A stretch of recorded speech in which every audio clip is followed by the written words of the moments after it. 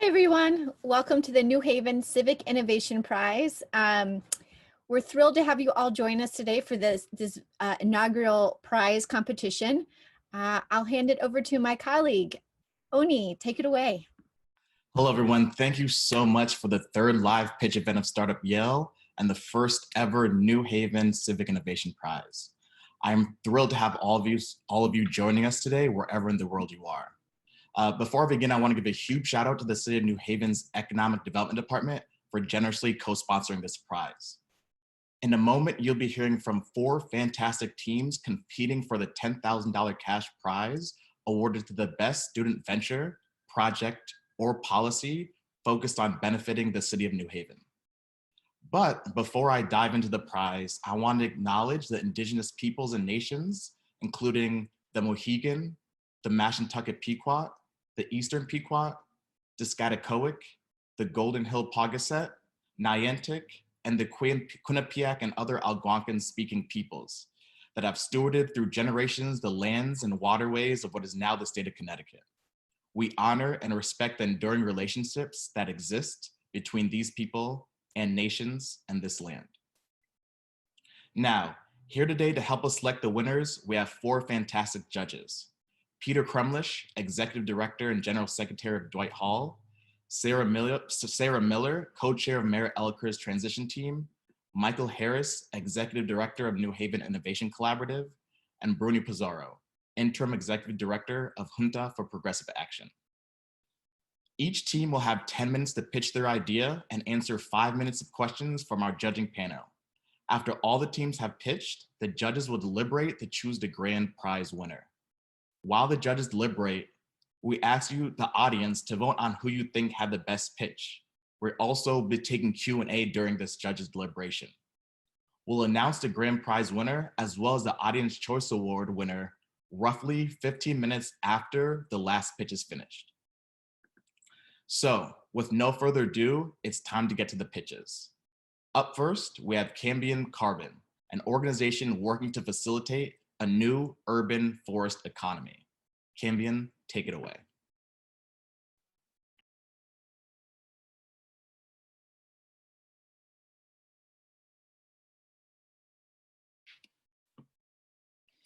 Hi all, my name is Ben Christensen. I'm the founder of Cambium Carbon, and I'll be joined today by Theo Hooker and Marissa Repka. We pitched this morning for the Saban Prize, so apology if there's a little bit of redundancy here. We're really excited and honored to be pitching for this prize. And I wanted to thank everyone for joining in this difficult time and on the virtual format. I hope you're all doing safe, all doing well and staying safe. So what is Cambium Carbon? So we are building a circular economy that reforests America. We are working to plant 1 billion new trees in the US by 2030. Trees have lots of benefits. They sequester carbon, helping to address climate change. They save energy by cooling buildings, and they support many different aspects of public health. And we're focused on planting our trees in cities, and as many as we can, getting them in cities across the country. So looking at the current crisis, trees play an important role, from the mental health benefits of being able to access natural spaces to more direct impacts. A recent Harvard study linked poor air quality to higher mortality due to COVID-19.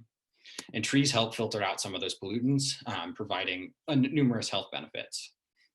We're realizing now more than ever the positive and wide-ranging impacts of trees. So what does this pitch, what do we hope you take away from this pitch? So a few things. First is understanding what New Haven could look like as a reforestation hub, what it is and how Cambium can help create a more resilient city. And secondly, how does this connect in with the community priorities within New Haven? So Mayor Elicker's transition team spurred this prize to catalyze innovation, aligning community priorities. We believe that our work ties into 5 of those priorities: maximizing shared spaces, working in partnership, recognizing that everything is connected, securing new revenues for the city, and learning from other cities. As we move across our pitch, you should be able to see how we tie this in, and we'll circle back on that at the end. So what problems does Cambium solve? The first is that city trees are going to waste. Valuable wood is being lost and it's expensive.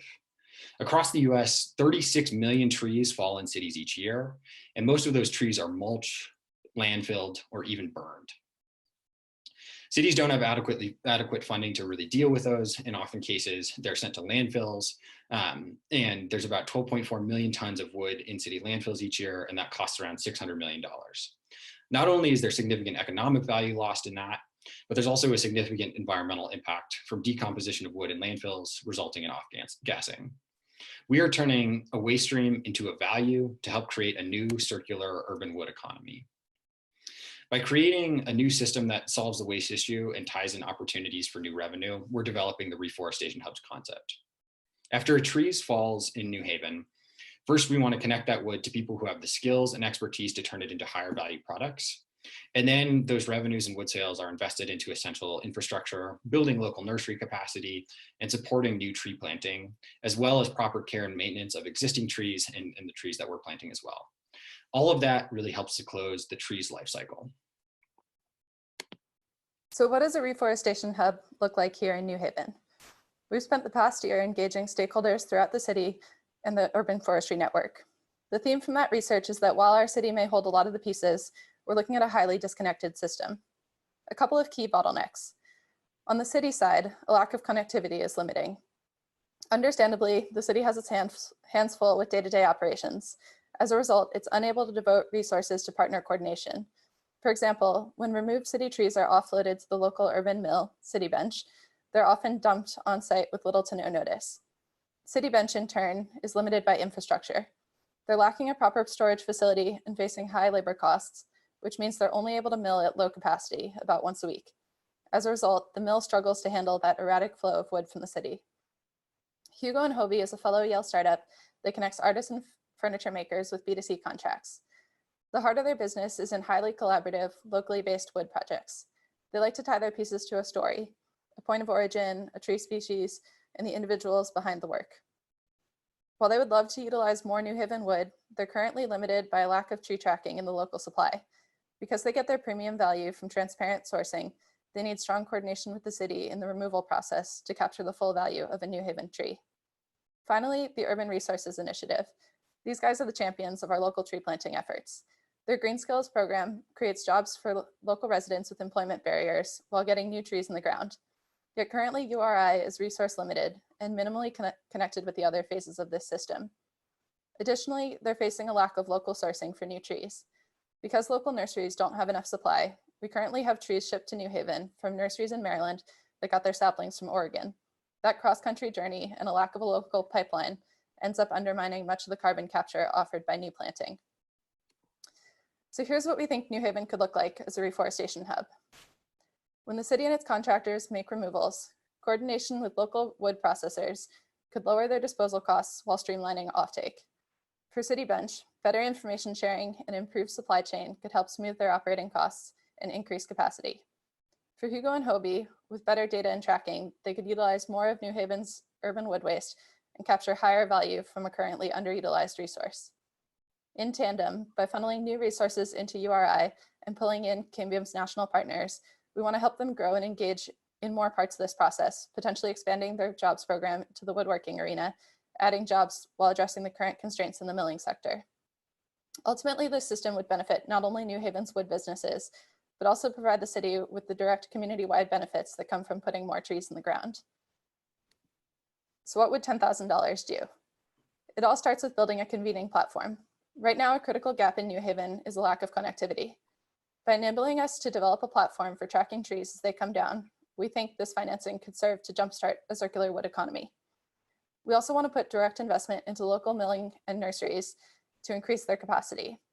On the flip side, we want to pull in our national partners to help build the market for wood that's intimately linked with community job creation and local planting. Finally, we think that putting this all together, we think there's huge benefit to stimulate a self-sustaining tree planting cycle by growing the wood economy. The result is a more socially, environmentally, and economically resilient New Haven. So we understand that this is a complex system and there are a lot of moving parts, but we are fortunate to have an incredible team full of people who are committed to making an impact. From finance and carbon offsets to city partnerships and natural climate solutions expertise, we have a diverse range of experiences to make this a reality. Our strategic advisors bring experience and networks in national level climate policy, sustainable project finance, and natural climate solutions implementation. Our research team gives us the boots on the ground data to ensure we're asking the right questions and really adding value to cities. We recently joined a research working group with the Urban Drawdown Initiative, specifically focusing on the job creation potential of green initiatives like Reforestation Hubs. From people to partners, from our work with city officials to develop Reforestation Hubs in Baltimore, Philadelphia, Cleveland, and Kansas City, we hope to contribute our shared learnings here in the New Haven context. Our partnership with Cities for Forests gives us increased carbon offset and analysis tools. And on the flip side, the Arbor Day Foundation and One Tree Planted have committed to support local tree planting initiatives in Reforestation Hub cities through their pool of national donations and resources, helping us to bring more trees to New Haven at no added cost to the city. So in conclusion, Cambium Carbon is working to help bring value in 5 of the cross-cutting community priorities. So the first is maximizing shared spaces, which we're really hoping to drive tree planting into city-owned areas and helping to improve those green spaces across the city. The second is working in partnership. So as Marissa outlined, working with partners locally, we've already engaged with a number of them, and also working with our partners nationally, continuing to provide additional resources through collaboration. 7, recognizing that everything is connected. Our whole ethos is focused on approaching systems change, and we really believe that the most meaningful impact happens when you touch all sides of a problem. 8 is securing new revenue. We're really hoping to provide new revenue streams to help the city manage and work with its existing trees. And then finally, learning from other cities. So that comes from direct learnings with our city partners, as well as plugging into our partner networks that have access to cities in the country as well as globally. So thank you all so much for listening today. We're Cambium Carbon, and we're really excited to be presenting. Thank you. Thank you so much, Cambium Carbon. Michael, you want to start with a question? Sure. I just want to start by saying that my grandfather actually worked in this field in urban forestry, and so I want to say thank you for working on this issue. It's definitely something that is urgently needed, and in my time working for the city, we definitely saw a huge amount of both the benefits and challenges of working with the urban canopy.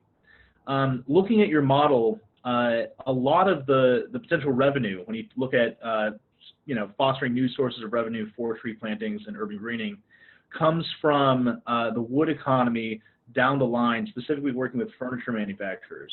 And so I have just a couple related questions to that to really understand how this hinges back to be a circular system. And that is that essentially as a luxury good, local wood compared to other furniture that people might access, what currently are the barriers to furniture makers selling local wood? And how does the additional markup of local wood compared to other furniture feature into the business model that you're proposing? As in, how much does that markup need to be in order for this whole virtuous cycle to really kick off? Sure, I think that's a great question. I can provide an initial response and then Marissa can jump in.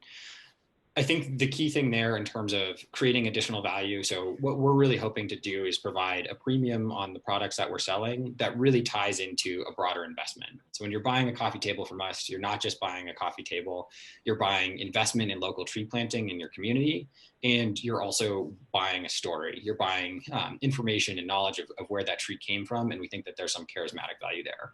In terms of needing to add a premium to that, it doesn't really change the sales of existing products. City Bench already is taking some small percentage of New Haven trees and turning them into valuable furniture.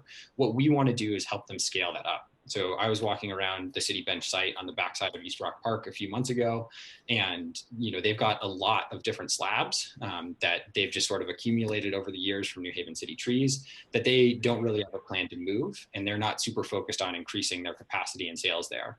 So we hope that we can come in and partner with them, and we've been in discussions with them about growing that capacity and increasing sort of the total volume. And our real value proposition is somebody could just go in and do that. They could do that and extract the revenue. What we want to do is extract that value and tie it directly into city initiatives and into tree planting. So we want to make sure those things are connected. Yeah, I think just to add a couple of points there, we were just on a call actually with the guys from City Bench earlier this week, and we were talking to them about a potential agreement with an urban miller that we've been working on in Kansas City. And I think something that for them, they see a lot of value in is that they're two guys running an urban mill, but they don't love marketing, that the sales component of that is not like what gets them out of bed in the morning. And so they were actually super enthusiastic about the idea of having a deal structured where we could help generate sales for them by pulling it into this larger narrative and just part of a bigger system, and allow them to do the work that they want to do, which is really hands-on wood milling. So I think we see a lot of potential to add value by kind of offloading some of that marketing effort and allowing them to focus on growing their business. Great, thank you, Michael. Sarah, questions? Yeah, thank you. This is really exciting. My question is about the new tree planting, sort of how that fits into the overall program. Do you just mean in general? Yeah, I mean, are you supporting the work of URI, or what is the link with new tree planting? Totally. So I think two big ways to think about that. So our whole goal is to be planting new trees and to be increasing resources for communities to be able to plant more trees. We have been in discussions with Colleen and a number of folks at URI around building capacity there. And our goal would not be to come in and displace them or to do anything different, but rather to create a system where they can have more resources to maximize the impact of their work. So that's essentially the core goal. We would also then be working in partnership with One Tree Planted and the Arbor Day Foundation, who we've already partnered with, who have committed to supporting this idea. And the way that they're supporting this idea is taking donation dollars that they already have and doing plantings in our cities. So that could help bring in some national revenue dedicated to tree planting into the New Haven context. And we could also help stand up tree planting projects that way. Does that answer your question? Yeah. Thank you, Sarah. Bruni? Hi all, thank you so much Cambium Carbon team for a fantastic presentation. I also went to the School of Forestry and I'm an alum, so right on, excellent work. I have a question. Since I'm the interim executive director at Junta for Progressive Action in Fairhaven, I think about Fairhaven a lot. I think about the Hill. I think about other communities in New Haven that may not have as many trees per block. And so I'm curious to see what your priorities are in terms of like how many trees, what neighborhoods you're looking at. And is it, what is your sort of schema in terms of the priorities of what neighborhoods will get what trees? Or not what trees, but what neighborhoods would get trees? Or how are you placing trees, if that makes sense? On what basis? So I think, just to jump in on that one, I don't see our role as being making those decisions. I think we would still put that in the hands of URI, who are really on the ground here and kind of know the city better than we do. I think our goal is by putting more trees in the ground to get wider coverage across New Haven. Something that has come up in conversations with URI is that they get some data from the city as to where trees are taken down so that they can try to replace those trees with new planting. But software inconsistencies at the end of last year meant that they weren't actually able to get a list of addresses and replace those trees or do their typical like ground truth verification of if the tree came down and then putting that on the list. So I think that whole process of more equitably distributing trees starts with having better information capture. And I think for us, a big part of this is how do you get better data availability into the hands of everybody involved in the system? Because I think there's just a lot of benefit for everyone when there's better measuring and management on the ground. So I don't think we would be prioritizing the order of plantings per se, but rather helping enable wider planting. And I think one thing to add there is we're really focused on high impact plantings, and that starts with focusing on the city context, which is very people centric.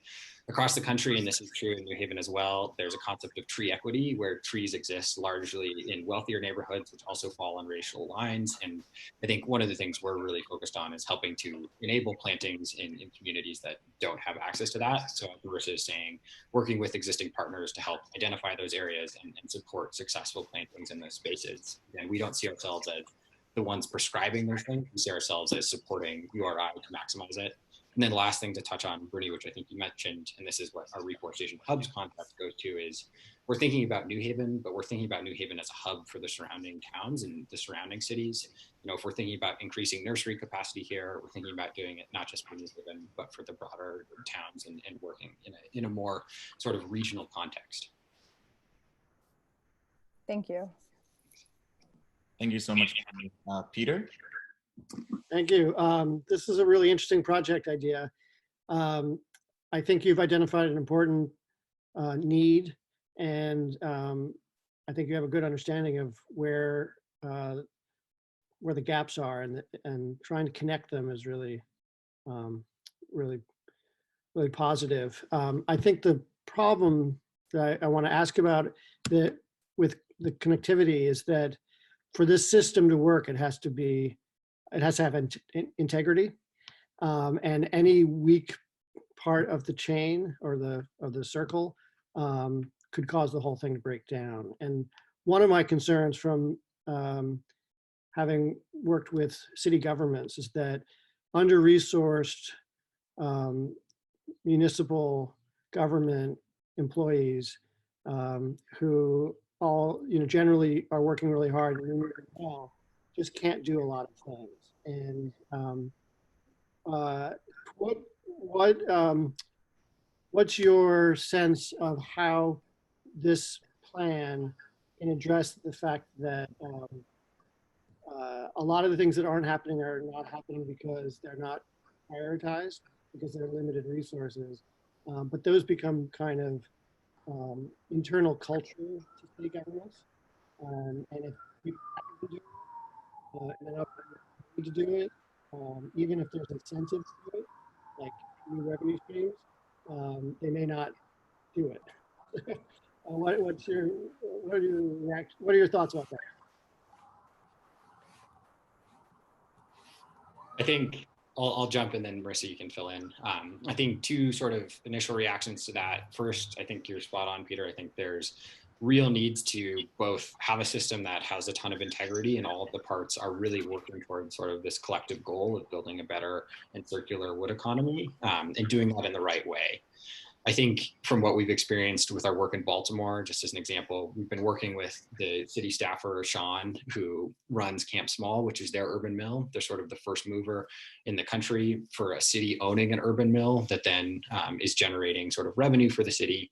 And he's just completely at capacity. And he's really struggling in terms of getting staff support. He's managing this huge sort yard with all of these trees, and he just doesn't have capacity to really deal with it. So I think what we've been working with him on is identifying where can we help, like where are there real needs to help come in and build value there, and then how can we sort of increase his capacity in partnership with the city to then again hopefully manage the trees and the wood problem better, so that you have more revenues that can then be put back into new planting projects. So I think that's sort of a key response. And then the second piece in terms of just also leveraging our networks to help these things move. So we're really tied into the World Resource Institute, as well as the US Climate Alliance, as well as Cities for Forests. So those are all national networks focused on climate and engaging with forests and carbon in different ways. And a lot of those have sort of mayoral state level buy-in. So we hope that sort of approaching this problem from both sides by approaching parks and rec departments and urban foresters, which we've primarily been doing. And then also once we have a finalized concept to really be engaging from the top side as well to hopefully get buy-in up top, we'll hopefully connect these two things. Yeah, I think just to add to that, I have a little bit of experience working in city government as well. And I think something that's exciting to me about this model and this system is that we're trying to minimize the ask made on cities, and that we're trying to offload a lot of that capacity with the recognition that both funding dollars, even before this current crisis, and just human capital resources are very limited. So I think we see there's really an opportunity in that problem to be an external bridge of sorts to help make that that as easy as possible. I think in talking to different players, it seems like at different stages in time in New Haven, there has been some coordination within Urbanwood, and that, you know, when employees turn over within the city or at these various companies, there's not necessarily continuity in those systems. And I think an opportunity for us here is to first develop a platform to create that continuity that's resilient beyond the institutional memory of one employee who's kind of managing a program. And then also just pull in those national dollars and partners to help take some of the load off of the city and really externally outsource as much of that as we can. Great, thank you so much, Cambium Carbon. Up next, we have DreamKit, a social impact startup using technology to support homeless youth. Feel free to take it away.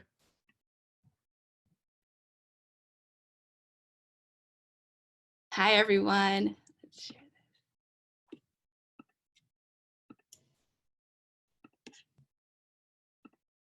this.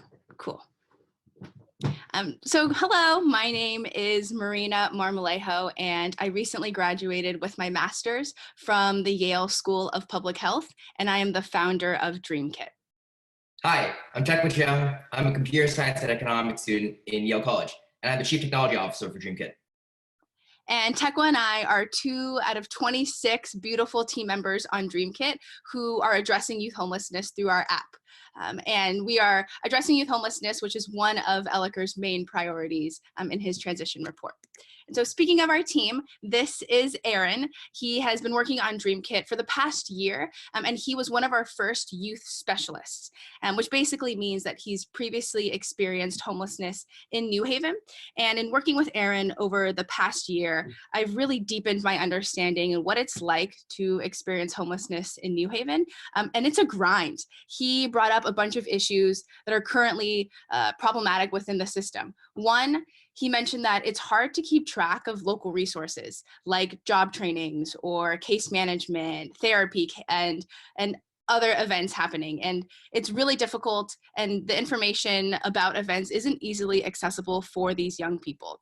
The second is that it's hard to stay engaged in long-term social services when you're constantly in survival mode, struggling to afford basic necessities.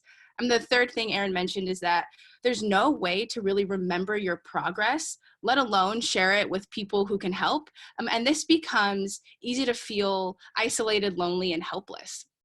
And Aaron isn't the only one with this experience. There are over 3.5 million young adults experiencing homelessness in the United States. And in Connecticut alone, that looks like a bit more than 9,000 people. And right now, especially during COVID-19, youth are disproportionately experiencing higher rates of food insecurity, joblessness, and social isolations. The root of youth homelessness is incredibly complex. I've spent the last 6 years of my life trying to understand these upstream factors, and it looks like a variety of reasons. Some youth are kicked out of their homes because of their LGBTQ identities, or they leave a toxic home environment, and some youth are just products of structural inequities in this country, like intergenerational wealth and racism. And right now, during COVID-19, youth have a lot of idle time. Public libraries are closed, social service agencies are closed. I was on the phone yesterday with one of our members who was walking up and down Whaley Avenue with no place to stay, nowhere to make money, and nobody to socialize with, which basically just emphasizes the need for DreamKit is at its highest point. And so we need DreamKit right now. And basically, DreamKit is an app that supports youth in New Haven overcome homelessness. And specifically, we do that by connecting youth with local resources. We reward youth for their growth, and we share their progress with the New Haven community. And so at its core function, DreamKit is an events management site. We share events happening in New Haven so that youth can attend and build their professional, social, emotional education skills. So they can go to events like case management meetings, maybe attend some workforce development programs, attend financial literacy classes, and they can sift through all of the events based off of their interests. And so once a young person picks an event that they want to go to, they actually swipe in using a QR code located physically at the actual agency. And so each event that they attend, they receive Dream Kit points, which is really exciting because they can actually use these points like real money to meet basic needs. So to buy food, clothes, hygiene products. The whole idea is to award youth with points so that they can not only meet basic necessities, but once their basic needs are met, this psychologically frees up brain space for them to prioritize other things like applying for a job and applying for housing. And so acknowledging that this points-based economy of Dream Kit, it's incredible, but it's very much a temporary solution for a long-term systemic problem, which is why we've layered in Dream Kit profiles so that youth can share their progress with people in the community. So as you can see, each event on Dream Kit is tagged with 3 specific skill sets associated with that event. So for example, case management has problem solving, communication, and organization. And so as a youth is swiping into this event, they're automatically getting those skill sets loaded onto their profiles. And we share their profiles with people in the community who can help. And when I say that, I mean sharing profiles with employers and landlords and mentors in New Haven so that they have a better understanding of a young person's progress, transformation, and resilience by using Dream Kit. And as a community, we do a really good job at tracking negative behaviors. We can tell you about a young person's incarceration rate or suspension detention rates in school-based systems, but we can't tell you necessarily about their progress. And so what Dream Kit does is it allows youth to tangibly hold and see their progress over time, but it also allows a community to better understand a young person's progress, which in turn will reduce stigma and reduce stereotypes that we as a society hold towards young people experiencing homelessness. And Dream Kit was not created in a vacuum. We are absolutely the direct reflection of over a year's worth of collaboration with New Haven. So within this past year, we've had over 170 individual meetings with stakeholders who are looking at youth homelessness, ranging from people who work at soup kitchens and librarians, executive directors of different nonprofits, police force. The list goes on, and we've are truly a community-based intervention. We've also been able to channel a lot of our progress and share it through Connecticut-based press and newspapers, and also participated in a couple of accelerators, one which was New Haven-based called Collab, and another from Sci-City, which is a Yale-based venture. And we've really been able to channel all of our energy and our success because of the diversity of our team. We have 26 incredible community activists dedicated towards ending youth homelessness, both from the Yale and New Haven side. So some of our Yale students like Tamika and Eva and Sherry, Mira are looking at these upstream factors of youth homelessness so that we can better serve our population from a research perspective. And then on the New Haven side, we have folks like Myra and Kenya and all of our public allies who are a key component at making sure that Dream Kit is always community-based and is always making sure that we're holding people in the community's priorities on our forefront. And I also wanted to point out our youth specialists. So they've been a part of the decision-making process the entire time. Aaron, Rashid, Pedro, Ashley, they've all breathed life into our project to make sure that we weren't just another Yale venture going into the New Haven community and setting our priorities, but instead our solution is based off of their lived experience to guarantee that what we're doing directly reflects the needs of the community. And it's because of our diversity of the team that has allowed us to pivot so incredibly quickly, diligently, and respectfully to the current COVID-19 pandemic. I, for one, am incredibly thankful for the Dream Kit team and the people I've been able to work with, who have been able to rapidly develop and deploy a prototype to immediately provide support for youth through the COVID crisis. On our online web app, youth can access a range of resources, from helping managing the stress of COVID, accessing economic support, and even reaching out to the Dream Kit team through our hotline. We can quickly scale up this core technology into a fully realized app. With the $10,000 from the New Haven New Haven Civic Innovation Prize, we can do so much more to aid homeless youth and the New Haven community. First, the $10,000 will help fund our point system to allow youth to afford basic necessities while they engage with case management and other support events that will help them overcome homelessness. Two, youth can use DreamKit points to buy food, clothing, and other needs from New Haven shops, which recirculates funds back to local businesses in the Elm City. By helping New Haven youth find their footing, DreamKit leverages the full power of each and every dollar to help the larger community. Local businesses are struggling now more than ever, and we can help them revitalize. And finally, we can spend our funding on supporting more youth specialists to help us stay on track with our vision of serving New Haven, as well as build our app as soon as possible to provide support. And with the money awarded, we already have a plan in place to scale immediately, which focuses on our 3 partnerships. So especially right now during COVID-19, it's incredibly hard to conduct outreach to youth, especially youth who are vulnerable. So we've partnered with the 211 hotline. So if we receive the funds, United Way will help us train everyone on 211 to provide DreamKit as a resource to youth who call in ages 18 to 24. And this is a huge opportunity. Last year alone, over 1,100 young people ages 18 to 24 called in to request resources. And so let's imagine that all 1,100 of those youth were given DreamKit. Imagine the potential and transformation that they can see by using our app. The second is our partnership with the New Haven Public Schools. And so we've been in contact and been able to disseminate DreamKit information to over 500 families if given this award.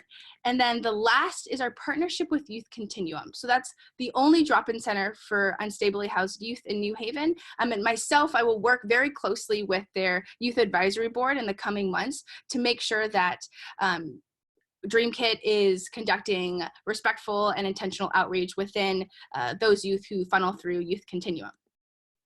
And so as you can tell, our team is jazzed up and ready to go. I love what Tamika, one of our Yale policy fellows, had said about DreamKit, which she describes it as, in a city where there can be so much divide between town and gown, involvement and indifference, those with and those without, DreamKit is a bridge and a light.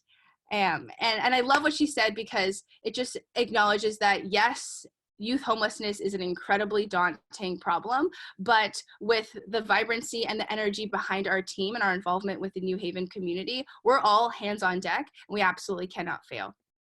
So with that, I want to just ask everyone to stay involved as much as possible. You can visit our website at dreamkitapp.com. And if you wanted to engage with our prototype and play along with it, you can follow that bit.ly link.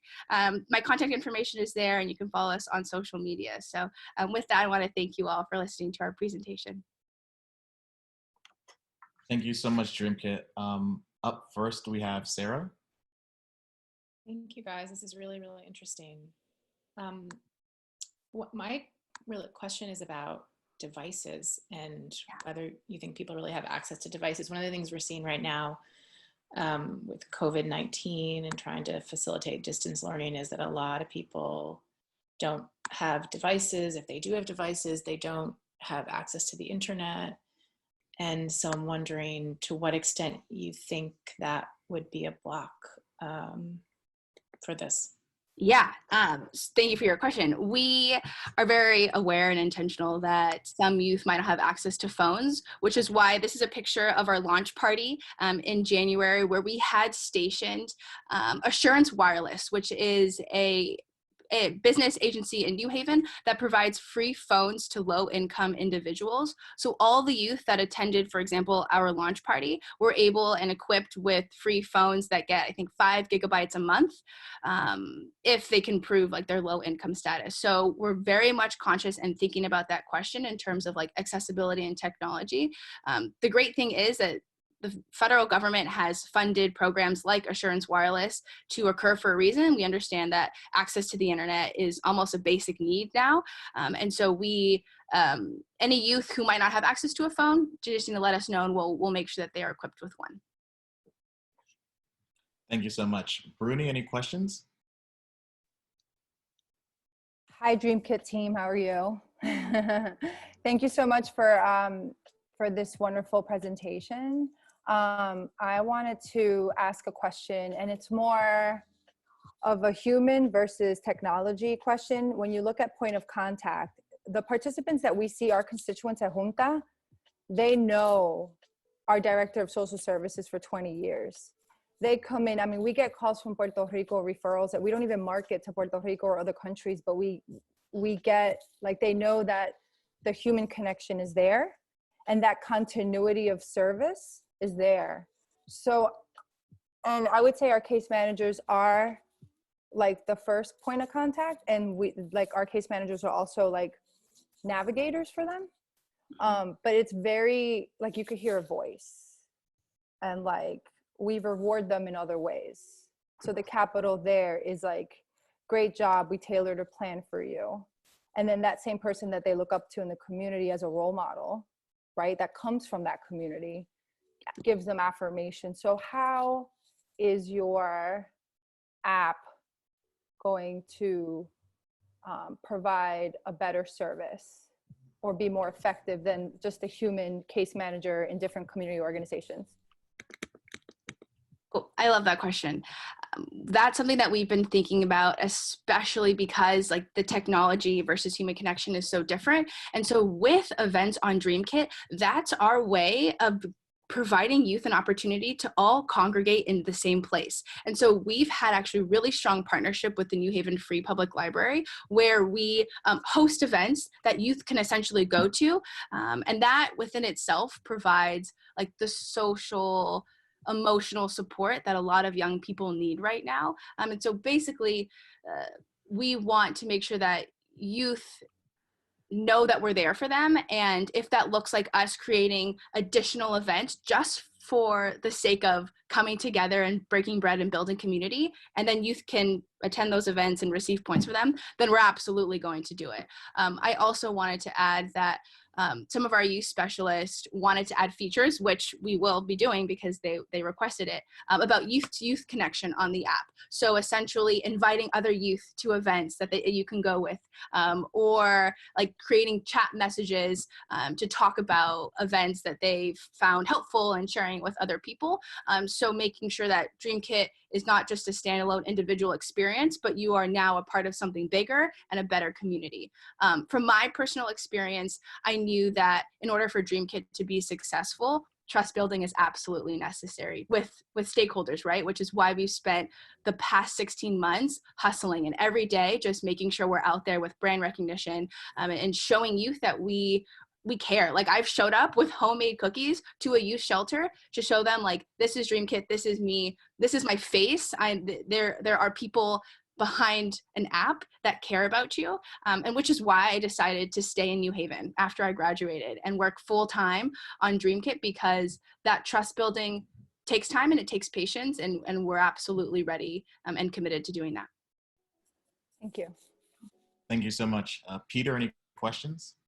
Yes, I really appreciate the approach that you're taking. It's a sort of asset-based approach instead of a deficit-based, assuming that there are all these resources already existing in New Haven. One question I have is the power of sharing with potential employers or landlords or whatever the story of the participant's journey, the skill building and the sort of personal development is based on a record of their attendance, it seems like, but it doesn't capture whether there was an impact. So, and we know, like, somebody can show up to something and actually not come away with that skill just because they signed up. How do you ensure that there is actually an impact from these different events or activities that they've participated in? Yeah, that's something that we've come into contact with very recently, because we've pivoted our DreamKit model, which in its original form, youth are going to libraries and drop-in centers and different, agencies in New Haven to access these points. Right now, they're all closed. And so all of our events on our on our Pivot app right now are just online. And so that question came up of how are we tracking to make sure youth aren't just scrolling through this video, scrolling through this article, saying that they engage with it and not actually doing that. And so what that looks like right now and how we're measuring impact is through a feedback form. So every young person has to fill out some sort of like self-reflection after the event happened to prove that they were consciously aware and thinking about how this can impact their life. So some questions right now on the feedback form for youth are like, what are three takeaways, 3 things that you learned from the event, and how can you see yourself using these skills in the future? So leaving it open-ended, not wanting to re-trigger or traumatize people in like a test-based format, but acknowledging that there is some back and forth necessary and self-reflection necessary needed in order to receive the like Dream Kit points, the $5 gift card, etc. That engagement entails. Thank you so much. And Michael? Yeah, so I think this is a key proof and concept of something that's true across a lot of public policy, which is that prevention and engagement, incentives for participation in social services pay off so much better than the public program costs down the road. I think this is true more than ever in homeless housing and social service outreach.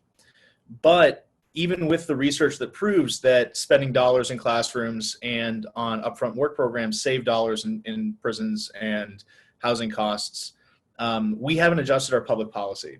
And so as you're running this test cohorts and sort of launching this incentive program, what are the steps that you're taking to do the data tracking to show the proof of return on investment?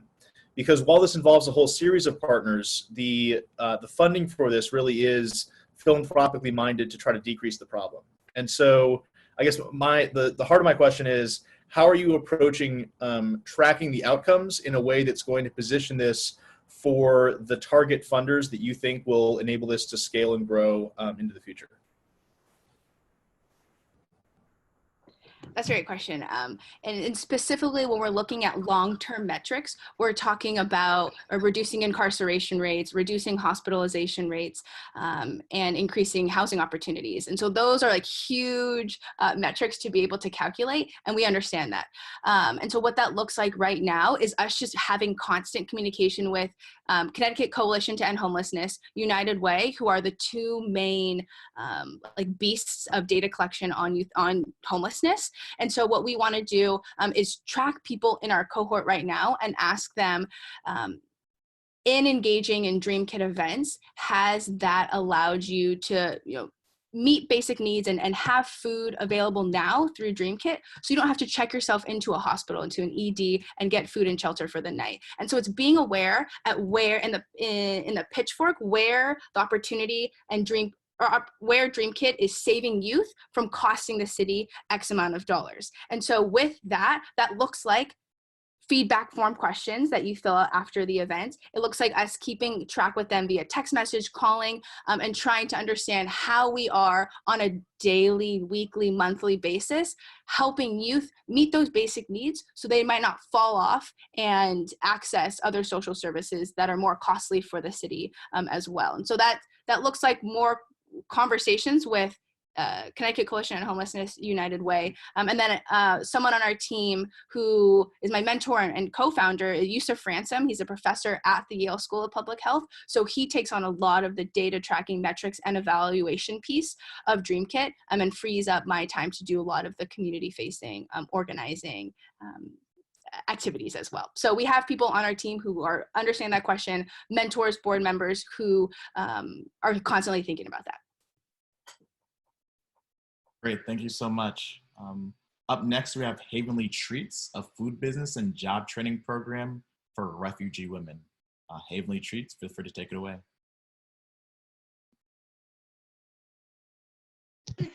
I'm trying to share my screen, but the Dream Kit need to take theirs down.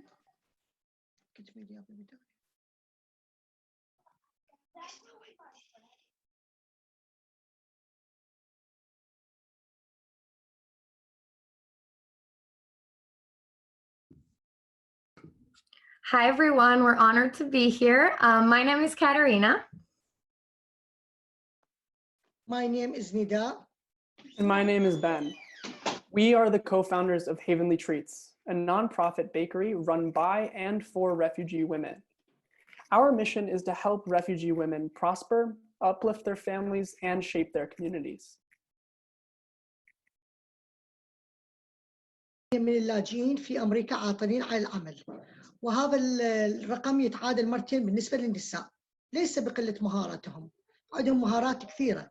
هسه مثل أني عندي شهادة إدارة أعمال وعندي محلين بالعراق، مخبز ومطعم، بس هناك صعوبات في أمريكا. أولاً عدم إثبات وظيفي سابق وعدم إثبات الشهادة التعليمية. وأنا أحب أتعلم اللغة الإنجليزية، فمجبور أن أعمل وأوفر لعائلتي الحياة الكريمة أو السعيدة. فهناك كثير من اللاجئين في أمريكا يفضلون العمل على اللغة الإنجليزية، وإحنا نحب نشتغل ونحب نتعلم الإنجليزي على مود المستوى يرفع مالتنا المعيشي. فهناك فرق كبير بين العوائل الأمريكية واللاجئين. More than 400 refugees resettle to New Haven each year, and the main language among them is Arabic. New Haven is the city of Iris, of the Run for Refugees. It is a city of sanctuary.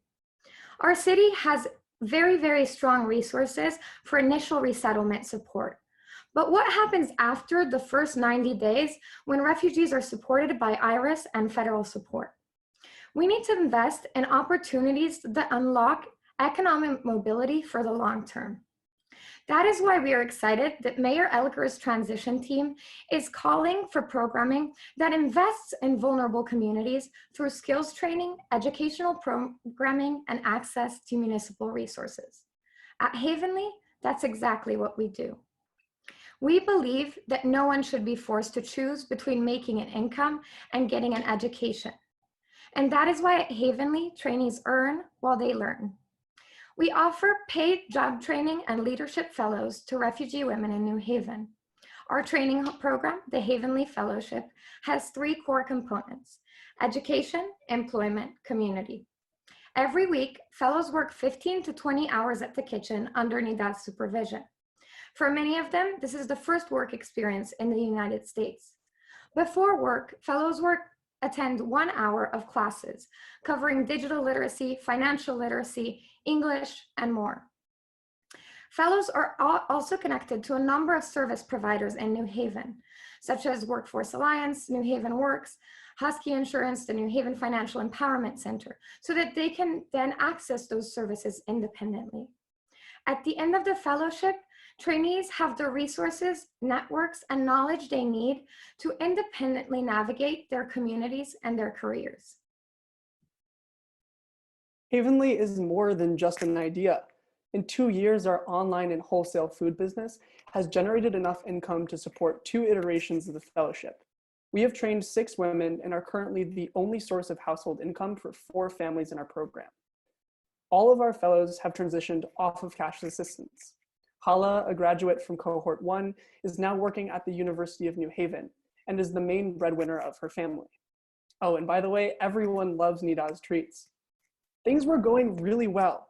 We were ready for the next phase of growth. In March, when we applied for the prize, we were planning to move out of the Jewish Community Center into a space of our own. A store of our own would allow us to expand our product line and add customer service and business administration to our training. In just 1 year, we would generate enough revenue to train 30 women and create $500,000 in additional income for refugee families. But as COVID-19 hit, sales fell by 85%, and we lost access to our kitchen. The profits of our sales allow us to pay our fellows a competitive living wage, but suddenly our ability to do so was jeopardized. Furthermore, health and municipal notices were not translated into Arabic, and our graduates were furloughed. We were determined, now more than ever, to find a way to continue to support our fellows both financially and through educational programming. To tackle the challenges of this crisis, we adapted our curriculum for online learning, restructured our finances to provide a stipend for March and April, and added meditation and exercises to our current offerings. But as we were doing so, we realized that in fact, our fellows are the experts here. حبيت أشارك في هذا البرنامج في هذه الأزمة الحرجة لتحضير الطعام للمتشردين والناس اللي ما عندهم أوراق والكادر الطبي بتحضير وجبات طعام. لأن مرت علي عند أثناء في الحرب في العراق، مرت علينا هذه الظروف أثناء الحروب في العراق، فقمت بتحضير وجبات من الطعام 50 إلى 60 صحن يوميا إلى العوائل الكريمة في العراق، وقمت بتوزيعهم إلى العراقيين، وشفت على وجوههم الابتسامة والضحكة والبهجة، شفتهم سعيدين، فأنا كنت بداخلي يعني كل السعيدة من شفتهم هم سعيدين، ففكرت في داخلي قلت ليش ما أحقق هذا الشيء وهذا العمل أحققه بهيفنلي أو بنيو هيفن للناس الموجودين هنا. فشيء مبتدئ يعني أبلش ب 200 صحن يوميا تقريبا إلى الناس الموجودين بنيو هيفن. فيعني وأسوي أكلات مختلفة وأطبق الأكيات، واتفقت مع اللاجئات والمساعدات المتدربات معايا أن نقوم بتحضير الوجبات السريعة والطيبة تحت إشرافي طبعا، ونقوم بتوزيع الأكل بصورة صحيحة وصحية، وقمت بتعليم الإرشادات الصحية لهم وشلون يعني نبدي نحضر الطعام على مود يشوفون الناس احنا مهتمين بيهم واحنا مناسيهم بهاي الأزمة. فأني يعني سعيدة أن أبلش اليوم قبل بكرة بهذا الشيء على مود أفرح الناس الموجودين بنيو هيفن ونشيل من عندهم الطاقة السلبية وندخل عليهم الطاقة الإيجابية. Havenly will be launching a food relief program at the end of this month. We have the equipment, resources, partners, and staff to launch a high-quality and effective food relief program.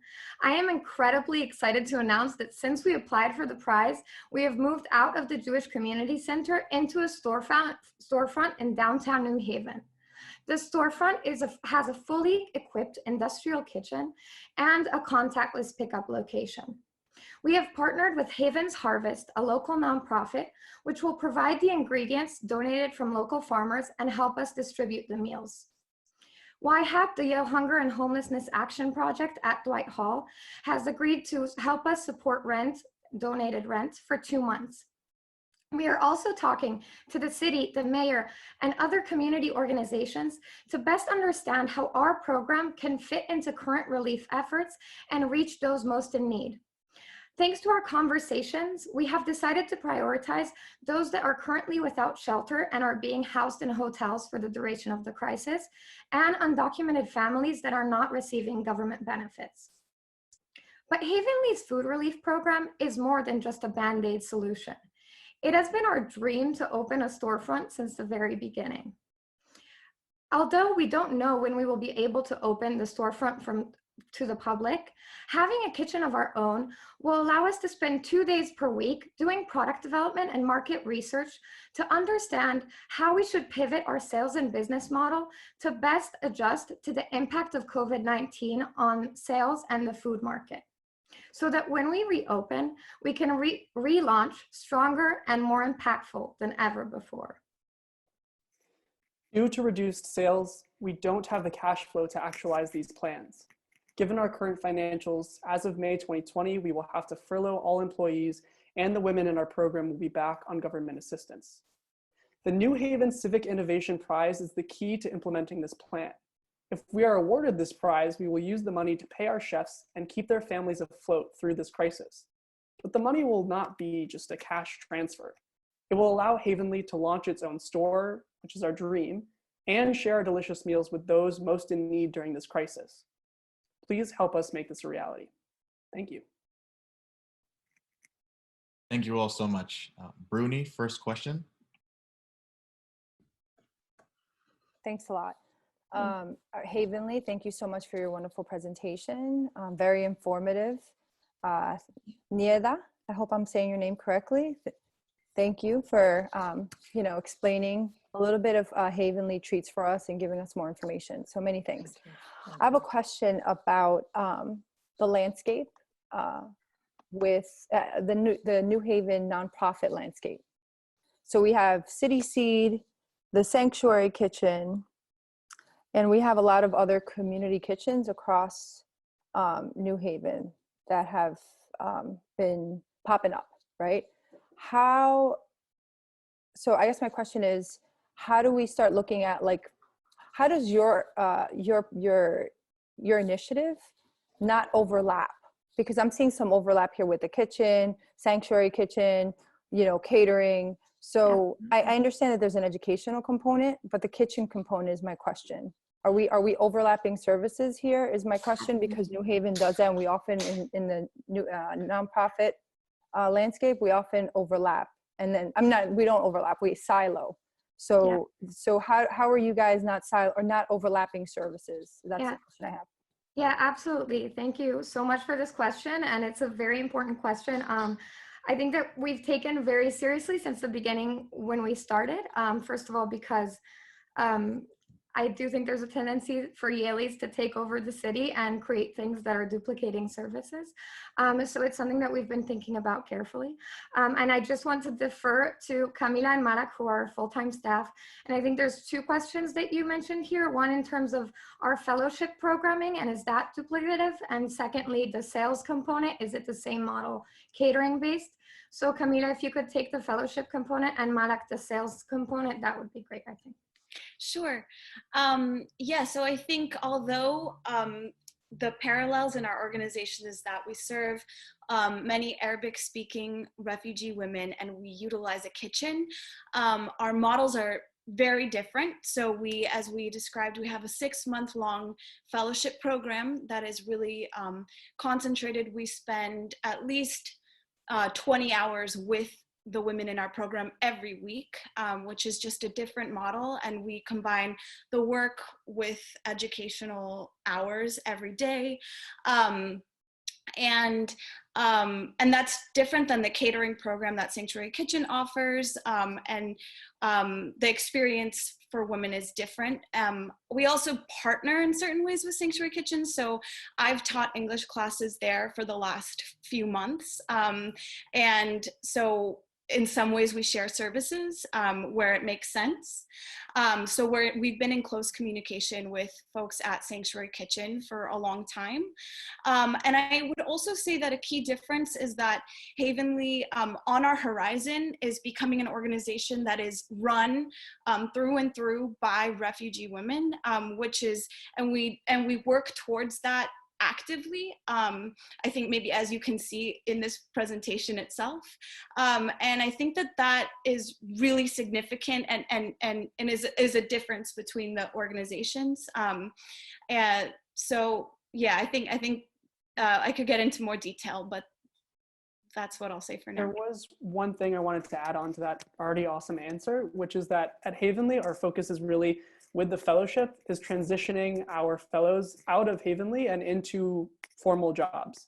We're not looking to sort of amass a number of cooks done under our purview, whereas Sanctuary Kitchen, they are that end employer for many of their constituents. We decided to make that pivot, in fact, because 2 years ago when we founded Havenly, we were talking with Sanctuary Kitchen constantly to figure out how can we be synergistic as opposed to duplicative. And so we also realized that as students, given our positionality at the time, I mean, obviously now this is a real nonprofit and not just a student group, but at the time we realized that in order to maximize our impact, we weren't going to become some giant bakery that was just going to employ everyone, which would have been great, but we didn't have the bandwidth to do that. And so instead we switched to this employment-focused fellowship model. Go ahead, Malik. Yeah, with regards to the sales, so we, like Sanctuary Kitchen, have online catering, but over the past 6 months, we've been working really hard to shift our business model really into wholesale and large-scale wholesale. So we've been pursuing leads with university dining and corporate dining companies to ensure steady sales throughout the course of the year.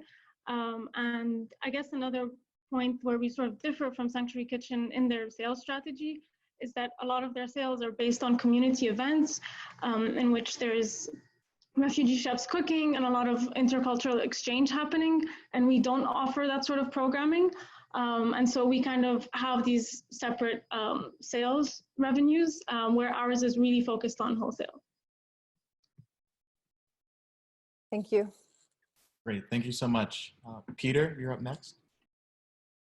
Hi, yes, so I'm quite a fan of Havenly. I think my question is, how do you see the transition going from your pivot to addressing the crisis and the uncertainty around when that crisis will end, and then so the transition from that to back to your original plan of Absolutely. sales model. Yeah, thank you for that question. Ben, could you just go back to the slide about, or Malak, can you go back to the slide about the business models? I think, first of all, I want to say that I think it's very hard to know where our business model will go right now because the crisis is developing, so it's unclear how long things will be closed for. It's unclear if Yale will reopen in the fall, which probably unlikely. But I think the way we're currently thinking about it is we're going to do the food relief program for a month or two. Now we've committed to a month or two, and then slowly start reopening sales. These are sort of our business, our channels and our sales channels. So our biggest sales channel, as I mentioned, was wholesale to dining halls. That one is very, very uncertain right now. So we're going to have to wait and see how things develop. Yale Dining is closed. University of New Haven is closed, a bit open, but not really. So that was really where we were going to see the scale in terms of sales.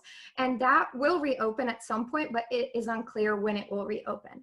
What we're really going to focus on, I think, is shipping and online delivery. We're already on Uber Eats and Grubhub. We already ship nationwide, and all those options are still available with contactless pickup and very few food-related safety risks. The last thing I would say is really our business model was looking at a space and a cafe in which people could come purchase the treats, and the women in the program could not just get catering experience, but get customer service experience, practice English with the customers, and have a very, very, a much better training experience, and, you know, the opportunity to really run a store. I don't know that we can do that right now because it's unclear how long it will be until people will go back into cafes. So I think that's really the core question right now. But again, we plan to restart sales in about a month on Uber Eats, Grubhub, and our online website, and then go from there.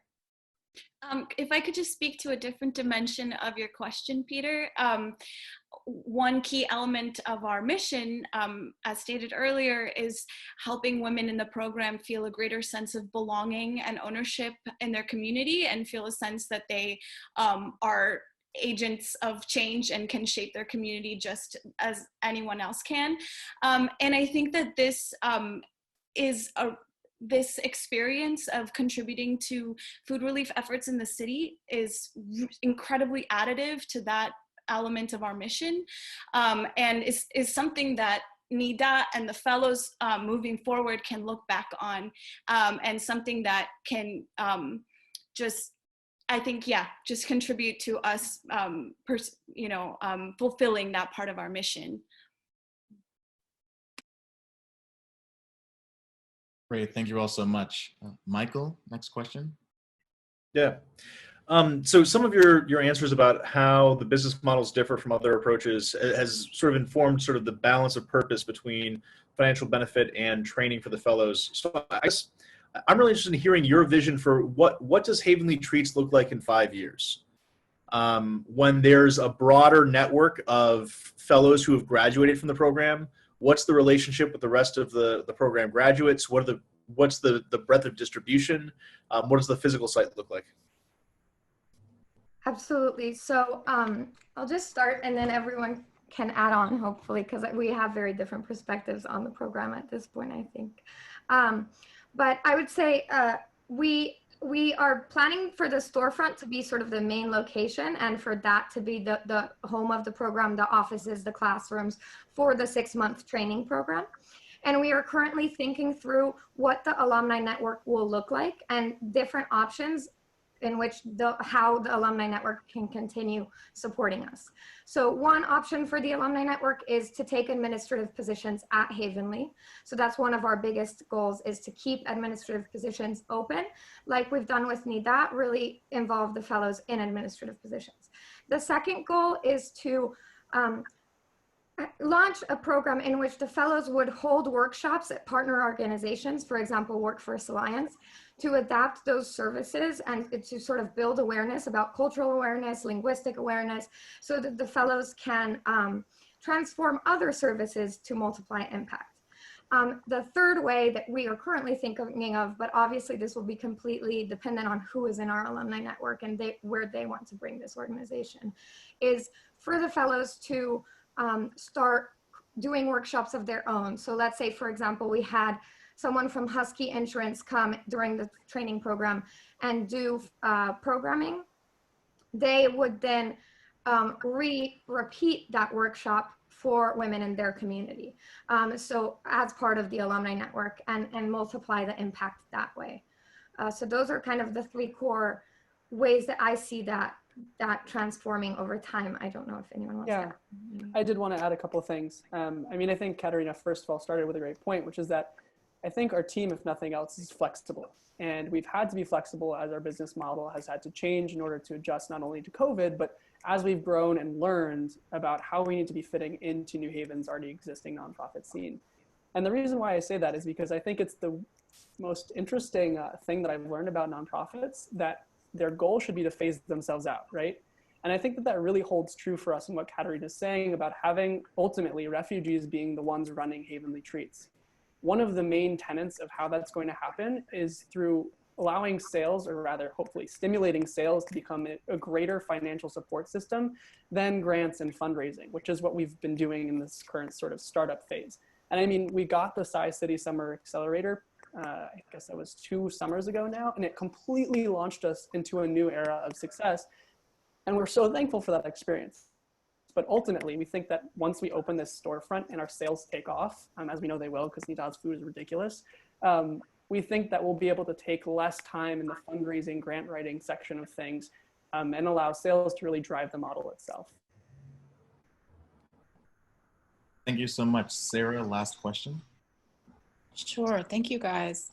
I was really interested in, I think it was Nada's comment about being in Iraq, that you know what to do in a crisis.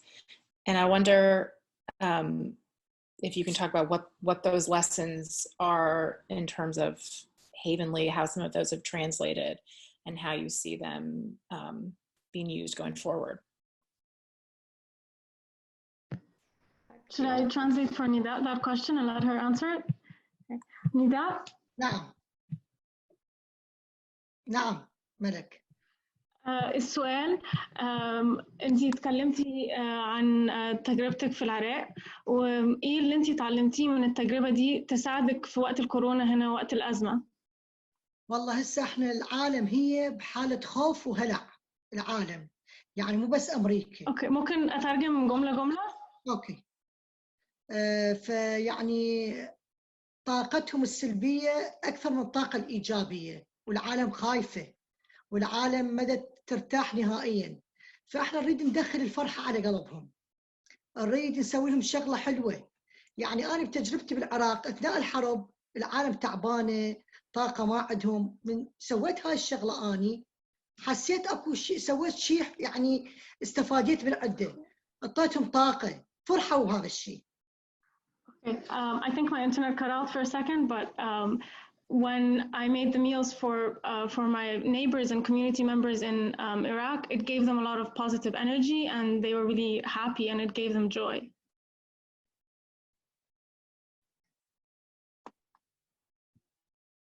فهاي الأزمة يعني أزمة تعبانة يعني. فأني أريد اليوم أبادر قبل بكرة، أريد أوفر لهم، أريد أساعدهم، أريد أرفع معنوياتهم، على مود أنهم معنوياتي ترفع. لأن من أشوف إنسان فرحان ومساعدته أني، فيعني نفسيتي راح يعني ترتاح، راح نعطيهم الحالة النفسية والمعنوية والمادية. المساعدة حلوة يعني، هو مثل ما قلت هو شيء إنساني نسويه. we have to act now instead of acting tomorrow. And when I do something that helps people and I make them happy, it will allow me to stay positive and optimistic during this really difficult time. And in the end of the day, this is a humanitarian act, and it's something that we have a responsibility to do morally. نعم، فبقدر الإمكان أنا أريد أساعدهم، لأن دا أشوفهم هنا حالتهم تعبانة، شغل ماكو، إحنا ساعطين كلنا على العمل، مو بس إحنا، كل العالم، فنريد بقدر الإمكان نساعدهم، نعطيهم وندخلهم الفرحة والسرور على يعني على بيوتهم. وتعلمت من هاي الشغلة هي التعاون بين بعض، يعني بعض، لا يعني حتى لو جنسيات مختلفة، حتى لو عربي لو أمريكي أفريقي، تعلمت التعاون والتآلف مع بعضنا، والمحبة، التآلف والمحبة تكون ويانا، أهم شيء التعاون. ومن راح نتعاون راح نقوى، ومن راح نقوى راح نعدي هاي الأزمة إن شاء الله، وراح يعني هي أزمة وتعدي. فأني يعني فخورة بهذا الشيء، وتعلمت شغلات هواي بالعراق وأريد أطبقها هنا إن شاء الله بأمريكا، وهم يكونون يعني هم يدعموني، وإن شاء الله يعني إحنا بقدر الإمكان أريد نسعد الناس لنيو هيفن. I've seen here how difficult things are. There are no jobs, there's no food. And the most important lesson for me from Iraq was learning cooperation, learning unity, learning friendship. And that is what I want to do here. And God willing, this crisis will end. And with your support, we can make that happen. Great, thank you all so much. Up next, we have Widely Integrated Social Services Platform, also known as WISP, a social safety net for housing unstable Connecticut residents. WISP, feel free to take it away. Thanks, Tony. Let me share my screen. Hi, I'm Billy, by the way, everyone. Here we go.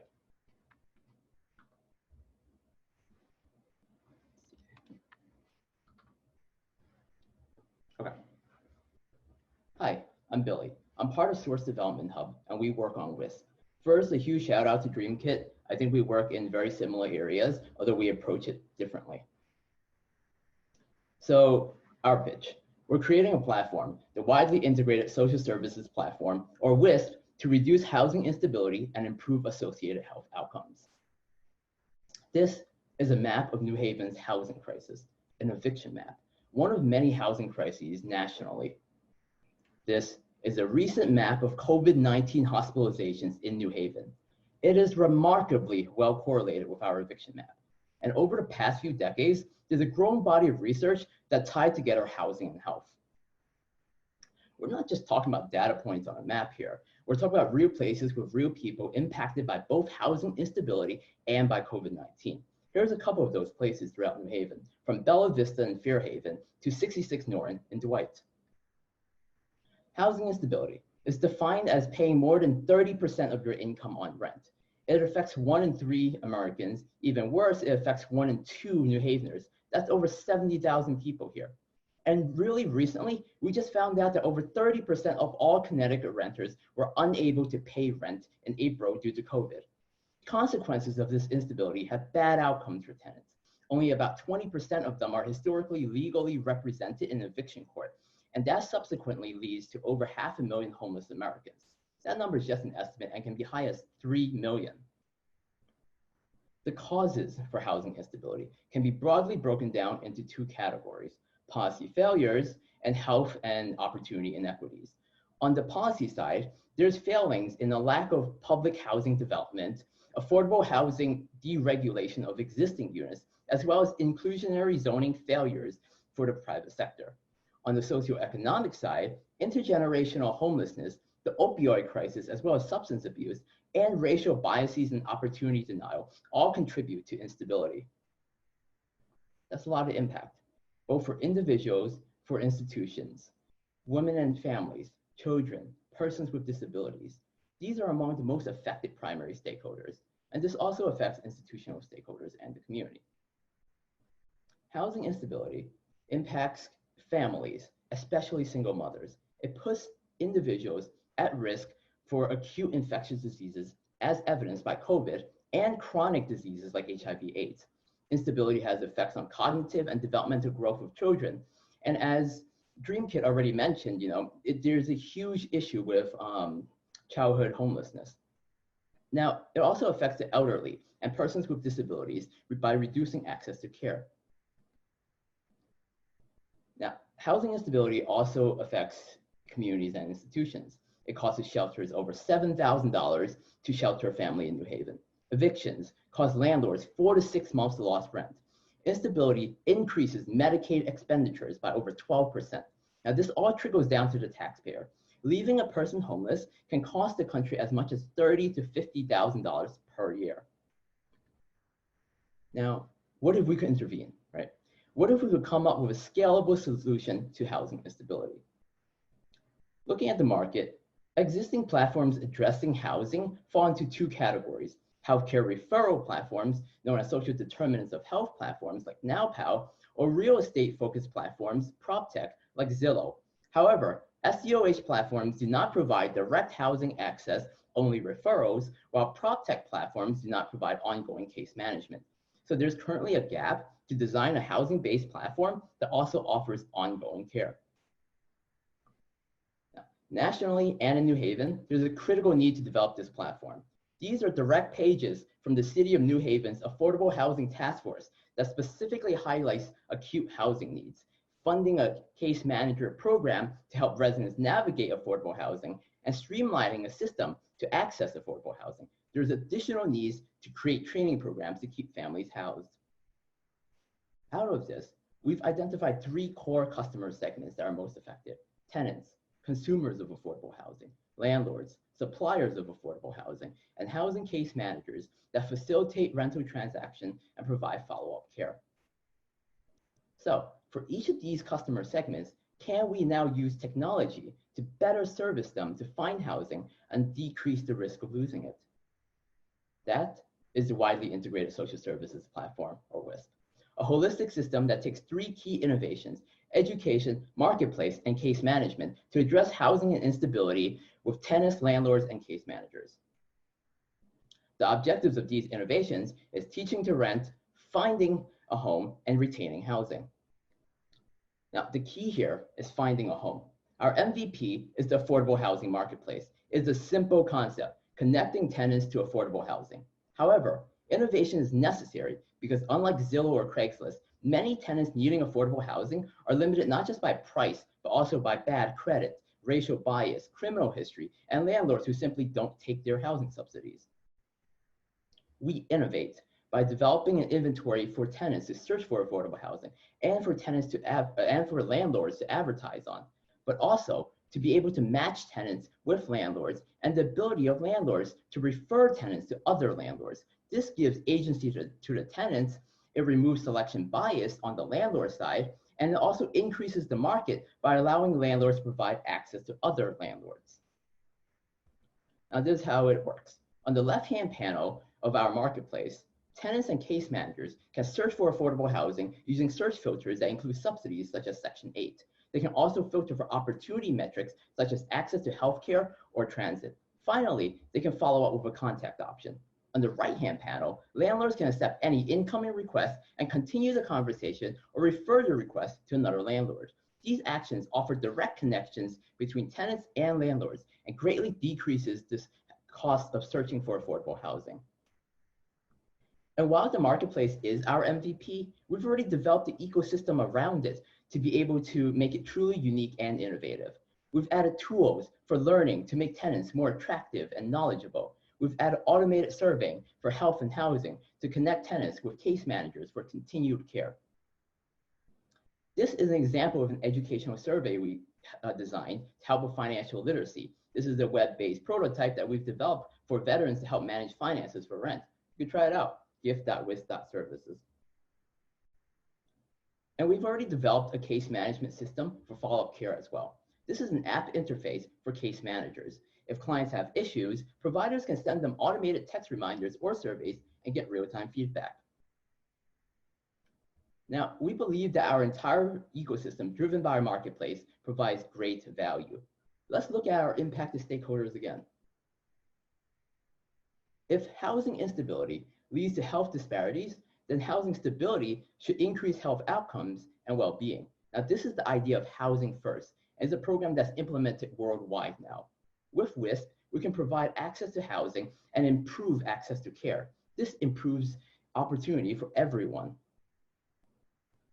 Institutions also benefit. Providers can scale their work. Landlords can quickly fill their vacancies, as well as mediate issues through the case management system.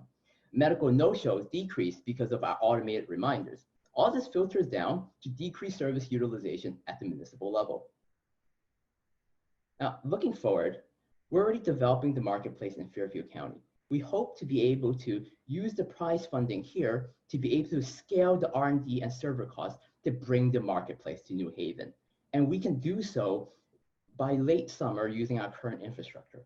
We also hope to develop partnerships and grow the market to integrate more of the case management and the educational tools, which we already developed. Now, we're confident in our ability to bring WISP to market. We're a diverse team with engineering, research, and advocacy backgrounds. I'm currently at the School of Management. Our research lead, Yasmin, is an assistant professor at YSPH. Our engineers, Nelson and Alan, have experience with machine learning and data viz. We also have advocates on the ground. Adam Rawlings, who's done a lot of work locally with neighborhood housing services, as well as Teo Wright, our attorney, who's done a lot of human rights work. Finally, we have several clinicians on board to understand the health outcomes. Lisa Wong, a public health pharmacist, as well as our mentorship team, Jack Sy and Annie Harper at the School of Medicine. Finally, I'd like to thank our wonderful partners, local, regional, and national, from Christian Community Action to Regional Plan Association to the Urban Institute. Thanks for joining us today for this discussion. I'm happy to take any questions you may have now, and I'm looking forward to a couple of supplemental slides here for challenges to generate some brainstorming. Thank you. Thank you so much, Billy. Michael, you're up with the first question. Absolutely. So a few other efforts, at least in Connecticut, to engage landlords in mass, particularly for subsidized and affordable housing vouchers, have run into problems related to things that are not required through the Section 8 housing voucher running into compliance barriers with landlords, both about affordability and about quality. So I was wondering, what is the value proposition to the landlords for the listing, and how are you going to engage with them for compliance in both fair tenant treatment and housing quality? Yeah, exactly. So if you look at the real world challenge right there, is actually the first point. And landlords may not find affordable housing attractive, right? So we're working with our statewide provider and landlord networks to include landlords already working in this space, so they already work with like Section 8 or housing choice vouchers. And it's really important to note that right here, so about a year ago, Annie Harper and I, along with the help of a wonderful group of Yale College Democrats, we designed a landlord engagement survey. So we did a lot of on-the-ground work with local landlords here, so with the Greater New Haven Property Owners Association, and more regionally with folks out in Bridgeport, to better understand, what their needs are and what their wants are. And we designed this with input from legal aid, as well as, some more regional landlords. And some of the insights that we gotten from this is that landlords really love a guarantee of rent, right? They actually love help with evicting their tenants. And when we ran a focus group with Velma George's Landlord Engagement Task Force out of the Community Services Administration here, we actually found that case managers understood the eviction needs of landlords. So the idea is that we first work with landlords who are already working in the space, so who have a good understanding of how these voucher systems work, what the tenants might look like and whatnot. But then additionally, we layer on some of these other incentives like case management that, building off these insights. So like, okay, you have case management for, for a tenant that, might not be the best tenant, what is the value add for the landlord, whether it's, is forwarding information about, hey, I really need to evict this tenant, can you help me help them find a solution? It's a lot of things like that. So being able to mediate between these three groups, that's our main value add. And that's how we'll start working with landlords. Great, thank you so much. Sarah, any questions? Thank you guys for the great presentation. My question is, I know there's some pieces of this that exist in other apps and software, and maybe some that don't. And I'm just wondering, what else exists out there that's like this or similar, and to what extent is this competitive versus filling a genuine need? Yeah, absolutely. So there's an incredible need, to develop a system like this. There hasn't been one in New Haven developed ever. And that's actually, a huge failing. In other localities like Los Angeles, they're starting this program path, which I mentioned as, one of the prop tech companies up there. They actually built a decades-long relationships with over 2,000 landlords in the Los Angeles area, and they're trying to scale this and develop it there. And the interesting thing is that landlord contexts are very different. So, landlord considerations in LA is very different from landlord considerations here, West Haven, Bridgeport, or whatnot. So in Connecticut, at least, this has not been attempted before. There have been some previous efforts to create some sort of, comprehensive inventory, and that's really been limited because of a lack of partnerships and because of a lack of technical skills in compiling those databases. So just for reference here, we work with the Fairfield County Housing Alliance. Now this is over 60 organizations, which is why we're able to develop, this marketplace, understand, get all these inventories of affordable units on the market that we can now, compile into our marketplace. We're also working with the Public and Affordable Housing Research Corporation, which contains the most comprehensive list of subsidized units on the market. And there's also additional efforts, working with a lot of these different cities now to begin to understand, naturally occurring and affordable housing, which are unsubsidized units. And that's a huge market that we're hoping to tap into in the future. So we're working through a lot of multilaterals to be able to compile this, which is what makes it unique, and it hasn't been done here in Connecticut before. Thank you so much, Peter. Thank you. My question is, well,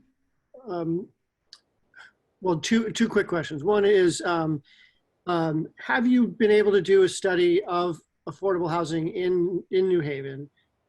Because my understanding is that the biggest problem is that there is a lack of it. Yes. I'm not sure that an app will necessarily handle that. And the other question is, what input did you get from people who are experiencing this situation? I know that you have a lot of other experts and authorities, but have you been gathering input from people who are affected by homelessness or housing insecurity? Yeah, for sure. These are two really good questions. So in terms of, I'll answer the second one first, actually. So how we actually got started. I actually got started at New Haven Legal Aid, and I was looking at eviction data sets. And what really struck out at me was that there was this one hotspot, Bella Vista, which is a senior, living community in Fairhaven, which was disproportionately affected. And it was really troubling for me. Why? And it was troubling for two reasons. It was troubling because they were seniors, and it was troubling also because a lot of these folks were disabled. And as a person with a disability myself, it was something that resonated a lot with me. So being able to, need to manage healthcare and not have housing, that's a terrible burden. So Jack Sy and I, we went out and we recruited a group of Yale School of Public Health master students, and we went in there into Bella Vista and did a qualitative survey of health and housing needs. And that was about 2 years ago. We realized the scope of the problem, the lack of resources, and we started interfacing with local community groups. We interfaced with Mothers and Others for Justice out of Christian Community Action for a very long time to listen to their stories, to better understand how they got where they got there and what were the barriers to getting them housed. And after making the rounds with a lot of folks on the ground, we realized it was a huge and urgent question of how do we actually help support them. And it was troubling. And we went to Fairfield County because there were a lot of resources there to be able to develop a marketplace. And then what we're trying to do now is we're trying to bring what we've developed back here in New Haven to be able to serve all the communities that we found, were really underserved. Sorry, Peter, can you repeat your first question again? The first question was about the actual market of availability of.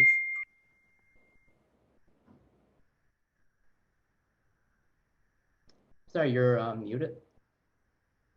Oh, I thought I was unmuted. The first question was about what is the situation with affordable housing right now in New Haven? In New Haven, yep. Okay, so this is a great question. New Haven, unlike a place like Bridgeport, actually doesn't have a lot of, land to develop affordable housing. We have a lot of, dilapidating units, which are really brought up by these large-scale industrial, landlords, and there's quite a few of them. They often appear in the New Haven Independent. We've done network analysis of these landlord networks, and there are a lot of big groups operating in similar areas, and we don't know what's going to happen to the stock of affordable housing. In New Haven, is actually really troubling because there's no real new developments. If you look at the Housing Authority waitlist, it was about 10,000 2 years ago. Earlier this year, it was about 7,000. So public housing is not available here in New Haven. What we hope to do, working more regionally, and this is something that was brought up at the Affordable Housing Task Force, was to be able to work in these regional COGs, so Council of Governments, either here in New Haven, and Fairfield County has their own COG, to be able to help work with different towns to help resupply if they have more capacity to take on people who need affordable housing, be able to develop and do that. We believe that our marketplace is the first step to this because it compiles an entire list of what's actually out there. So we can actually do a gap analysis of where needs are overserved and needs are underserved.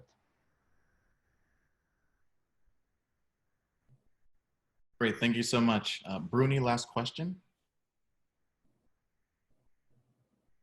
Thank you so much for this wonderful presentation. I have a quick question. I want to make it as quick as possible, given the time. At Junta, our case managers assist folks with housing and Section 8 applications. There are often super long wait lists for Section 8 housing vouchers. There are at least 1,000 on the wait list. And many people have to quote unquote wait it out and live with family members, live in shelters, or are homeless. Given this barrier, how does this app fill that need? So that's really a supply side need, and it's actually incredibly difficult. The easy answer is we can't solve it. What we can do is we can list a comprehensive analysis of exactly what's out there. And the second part of this is working with these landlord associations. We've come to realize that they're also people. So oftentimes we often put landlords on the other side. In the past summer, I've worked with the Greater New Haven's Property Owners Alliance, and we sat down. We actually had a lot of dinners where we talked about some of these issues, like how can we actually ease the supply or improve the supply of affordable housing because subsidized units are so limited. And the idea is that we have to really develop trust, a trust between landlords, providers, and also tenants. So the idea of tenant literacy, and this was a program that we started. It was a joint venture between New Haven Legal and Liberty Community Services, where we created tenancy platforms to educate tenants, and also that case management piece that follows up from it. So all this is a social network to begin to build trust with the landlords. And we don't know if it's going to work, and that's the truth. But it is a system that is incredibly needed because affordable housing developers, say like Spinnaker here, which does a lot of development, or Heritage Housing out of Stanford, it's hard for them to come to New Haven and develop. So we have to leverage a lot of these multilaterals, work more regionally, but also be able to provide them with the exact data saying, okay, this is the need. This isn't just qualitative, it's quantitative. So that's actually how we're going to approach it. Great, thank you, Billy, and thank you to all our judges and all our teams presenting today. That was phenomenal. Thank you all so much. At this time, the judges will start their deliberations, and we're asking you, the audience, to vote for who you think had the best idea. Also, we're gonna have Cassie facilitate the Q&A that can allow folks to get a better understanding of the teams that are presenting. So judges, feel free to follow me to the deliberation room. Cassie, I'll chuck it over to you. Great, thank you. Before I get started, Victor, can you launch our audience choice poll, please? Of course, really excited, happy. My name is Victor Padilla-Taylor, Director of Mentors here at SciCity. I've seen many of these teams coming through our doors and meeting our mentors just to get their projects to the next level. So I want to express my gratitude for your pitch and your devotion to your causes. Now, I want you all that are attending this session to join me in providing immediate feedback to these teams with your votes. So this is how we're going to do it. I'm going to open up a poll right now, and each of you will have a chance to cast one vote per team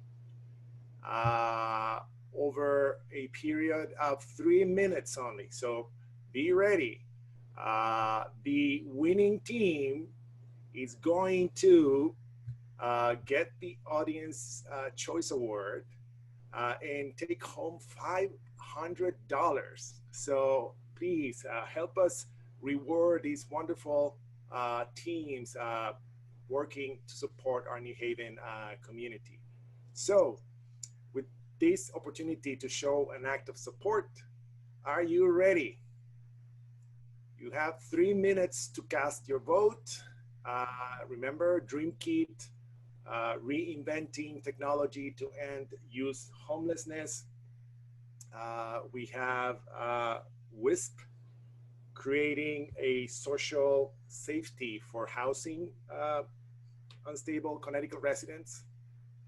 Heavenly Treats, helping refugee women access better and more reliable jobs. And Cambium Carbon, planting 1 billion new trees in the US and starting in New Haven. So how are we doing? It's only 1 minute. We have more than 80 people in the room. So we still need some votes coming in.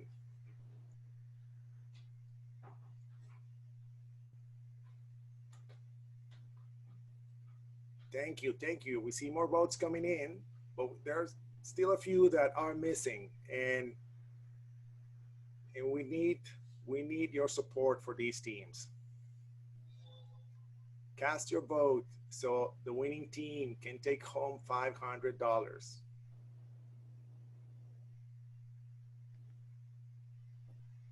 Thank you so much. All right, 30 more seconds. 30 more seconds. Thank you. Yes, it's trickling in. No one wants to be left without a voice here, and we appreciate that. All right, so 10, 9, 8, and the poll will end now. Back to you, Cassie, because I understand that we're going to wait for judges to return so that we can communicate the Audience Choice Awardee and the main winner tonight. Absolutely. We need to build some suspense. Thanks, Victor. All right. During this time, we are going to open it up to the audience to ask questions of our teams. So if you'll just use the Q&A feature there at the bottom of your Zoom screen and just type in any questions you have for any of our 4 finalists. We already have a couple of questions in there, so I'll get started with one that's in the queue. This one is for Cambium Carbon. So Cambium Carbon, get ready for your first question from the audience. Let's see. Our audience choice member, Margaret, says, would love to see if you could connect with utility companies who cut mini trees and drag them out after wind disasters. How could you address tree or wood salvage after disasters? Sure, I'm happy to field that question. I think for us, the utilities are definitely part of a part of the equation, though perhaps not our starting point, but United Illuminating and Avangrid are usually the utilities that are trimming and removing trees in the utility right-of-way in New Haven. And we've reached out to their arborist contractor, Asplund, to see if we can connect with them. But I think what's more is thinking about disaster and how the variability of storms does kind of throw a wrench in the mechanics of the urban wood system. And so I think for us, we see that as another reason why it's important to build capacity, especially at the mill. If City Bench had larger facilities for storage, then that fluctuating supply becomes less of an issue. So I think we see infrastructure investment as kind of the best way to mitigate the storm fluctuations, but definitely also want to engage with the utilities in that process. Wonderful, thank you. Our next question is for DreamKit. Team DreamKit, get ready. This is from our audience member, Claudette. Having experienced homelessness myself as an adult, I also see the effects of homelessness on my daughter. I've been trying to make youth homelessness more visible by doing panel discussions at SCSU and seeing youth homelessness at GCC. Will you also be promoting DreamKit at these places and other colleges and universities, as I know it is definitely needed? That's a great question. Also, hi, Claudette. So Gateway is absolutely going to be our first entry point. Not only are universities a great way to generate energy behind like the DreamKit events, but also people who go to Gateway experience homelessness point blank. Additionally, this COVID-19 pandemic has been really interesting. At the beginning, we had to pivot and put all of our events online, and it was chaotic and crazy, but it showed us that not only case managers aren't the only people who can host events on DreamKit. We can seek other people who have talents and skills in other areas to be able to help teach our youth employable skills for their future.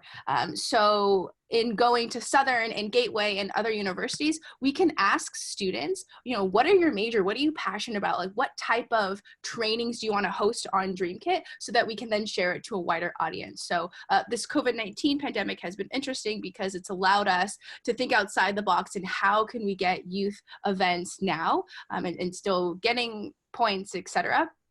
So absolutely leveraging the energy behind universities, students specifically, to host more events on DreamKit. Fantastic, thank you. All right, our next question also from Claudette. This one is for WISP, so WISP, please get ready. Do you think a collaboration with DreamKit would work so that the youth have access to a single dwelling market? Yeah. Hi again, Claudette. Great to talk again. Absolutely, Marina. We should talk offline. Yes.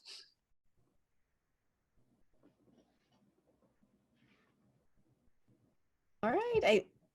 We have time, I think, for one, maybe two more questions.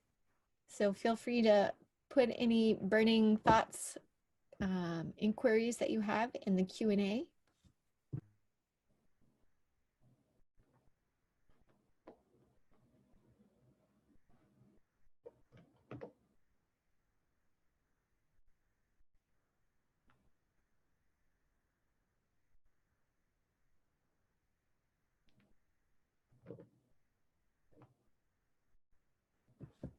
All right, well, we'll wait for questions to come in from the audience. I have a question for all of the participants. What has been your favorite snack in this interesting time at home?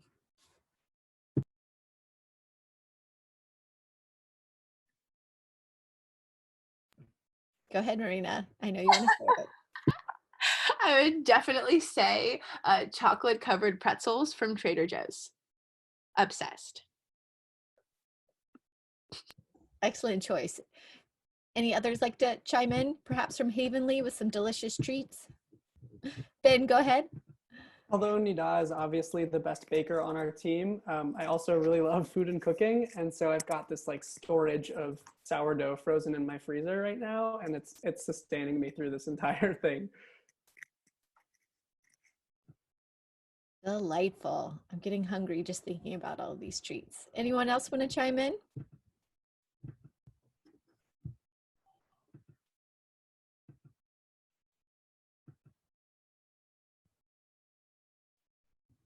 All right. I'll take a stab. It's not really a treat. I've had way too much ramen. Filling. It's filling, right? And comforting. Something like that. All right, let me just check the questions. One moment.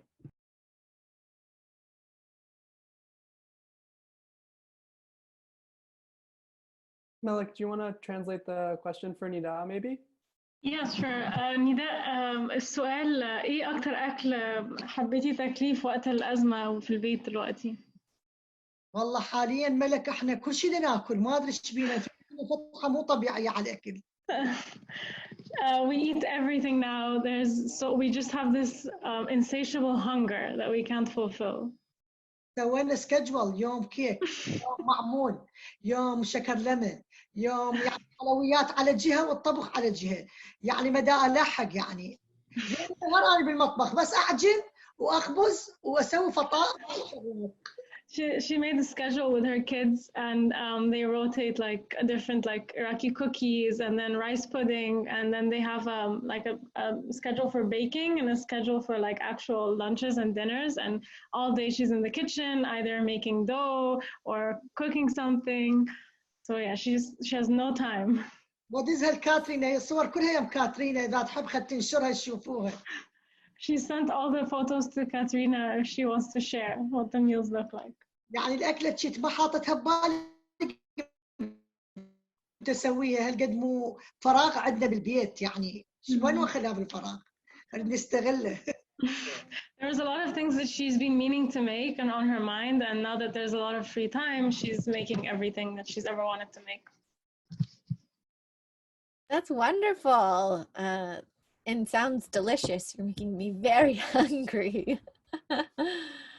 Oh, it looks like we have another question. This is from audience member Ben, and it's for everyone. What's one way you'd like to see New Haven emerge stronger and more resilient after the current COVID crisis?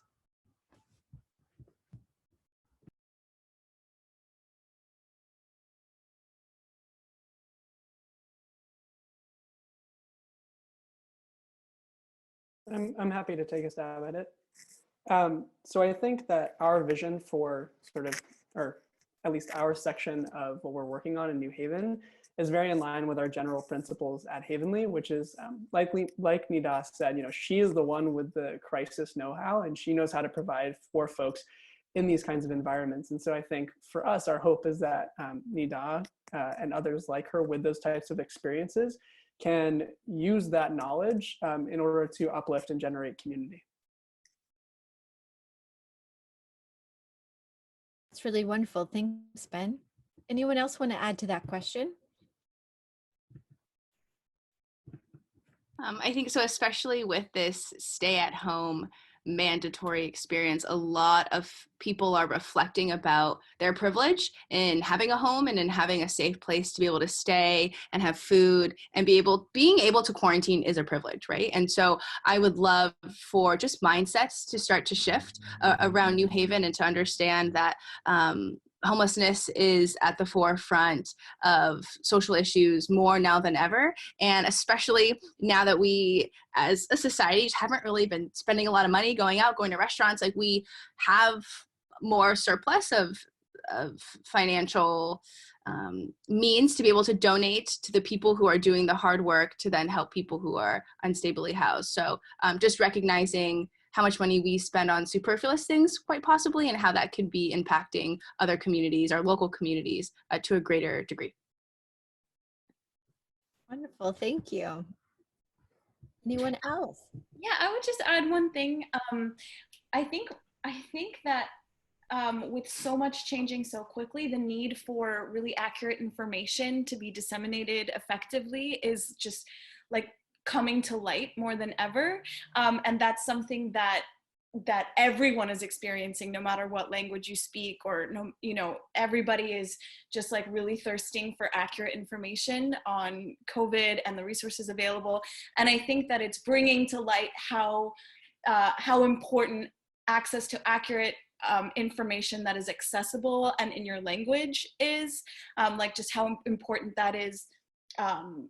Like hopefully that is informative, in the long run, because it's just right now, I think a lot more things are being translated into Spanish. Hopefully we see things being translated more into Arabic and other languages as well. And hopefully that extends beyond the COVID crisis. That's great. Thank you so much. I see that our judges are joining us, so I'll wait, and it sounds like we'll be ready to make an announcement. Welcome back, judges, and welcome back, Oni. We are all waiting with anticipation for your announcements. Thank you so much. I think we're waiting for one more judge. Okay. All right, so hi everyone. The judges have completed their deliberation and we're ready to announce today's prize winners. But before we make the announcement, I want to take this moment to say a huge thank you to all the teams who shared their innovative ideas with us today in support of the New Haven community, to the judges for their insight, their questions, comments, and to the SciCity team who has been working tirelessly behind the scene to make this event possible. So thank you, thank you, thank you. Now I'm pleased to announce that this year's Audience Choice Award winner is Dream Kit. So congratulations, Team Dream Kit, on the Audience Choice Award. And without further ado, the winner of the first ever 2020 New Haven Civic Innovation Prize is Havenly Treats. Congratulations, Team Haven, on this very well-deserved win, and congratulations to all the teams for doing a great job. This concludes our competition today. Thanks again to all the audience members, 100+ people who tuned in. Don't forget to check out the next prize tomorrow morning at 9:15 a.m., the Rita Wilson Prize in Support of Innovation Entrepreneurship.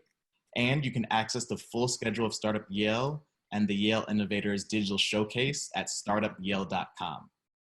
If we all can unmute ourselves and give ourselves a round of applause. Thank you all so much. Thanks again and have a great evening, and please stay safe.